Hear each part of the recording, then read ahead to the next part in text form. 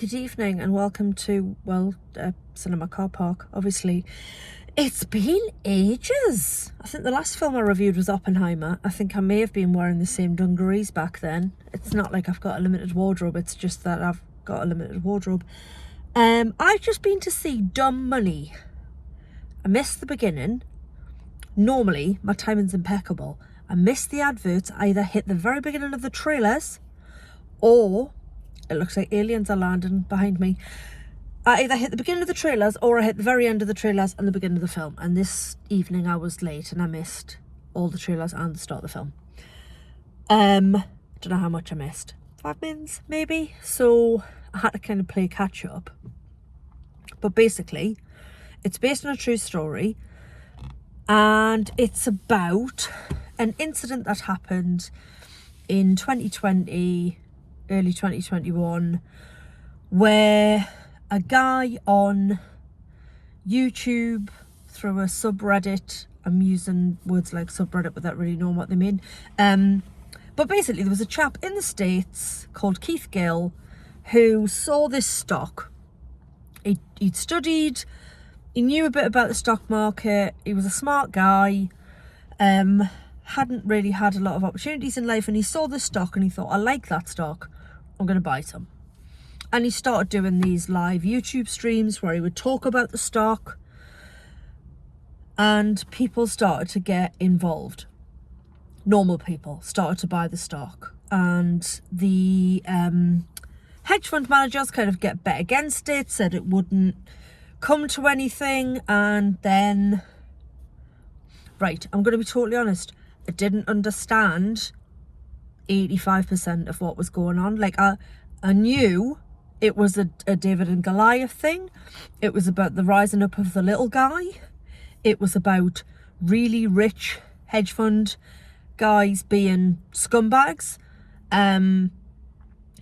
But so much of what they were talking about, short squeezes and other things, just didn't understand. It's not my world. I know nothing about it. So, like, I really enjoyed it. I didn't know what they were talking about. So, yeah. The way the film is done, and it's a good film. I will say that. It's a good film. I enjoyed it. So you're following several characters dotted about the States who are either hedge fund managers, wealthy guys, scumbags, played by the likes of Seth Rogen, Sebastian Stan, Vincent D'Onofrio. These are all the sort of big money players. And then you've got various normal Americans. There's a couple of college students, girls you follow. There's a single mother with 2 children who's working as a nurse. She's played by America Ferrera, who I absolutely adore, who's kind of so hot right now. You've got Anthony Ramos, who works in a GameStop store, and this is the stock that they're buying, is called GameStop. He works in a store, and yeah, it's just ordinary people taking a punt, taking what little money they've got and trusting this guy to give them good advice. And of course, there then comes an investigation about whether or not Keith Gill had insider intel, if it was, if he was being fed information, because I understand enough about the stock market to know that that's not allowed.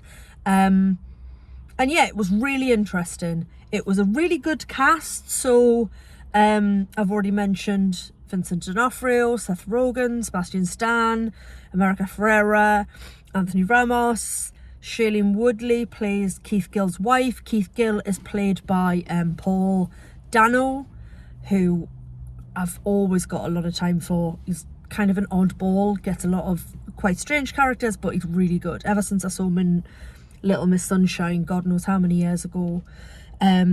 Pete Davidson plays his brother, his younger brother, who's a bit of a moron. Who else was in it? It was a really good cast.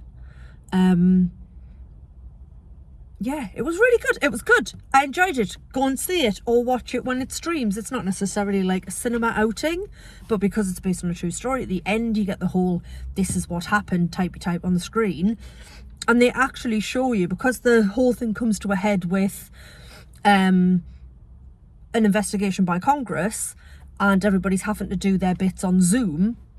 You see Seth Rogen, Sebastian Stan, Paul Dano doing their bits, and then at the end of the film, of the credits, they show you the actual footage of the real people doing exactly the same thing.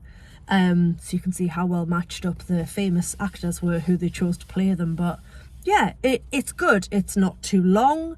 It's interesting. You might actually follow all the financial stuff, whereas I absolutely did not. But yeah, it was an enjoyable way to spend a couple of hours, and it was nice to be back in the cinema. And now I'm going home to my dog. Okay, until next time, Katie out.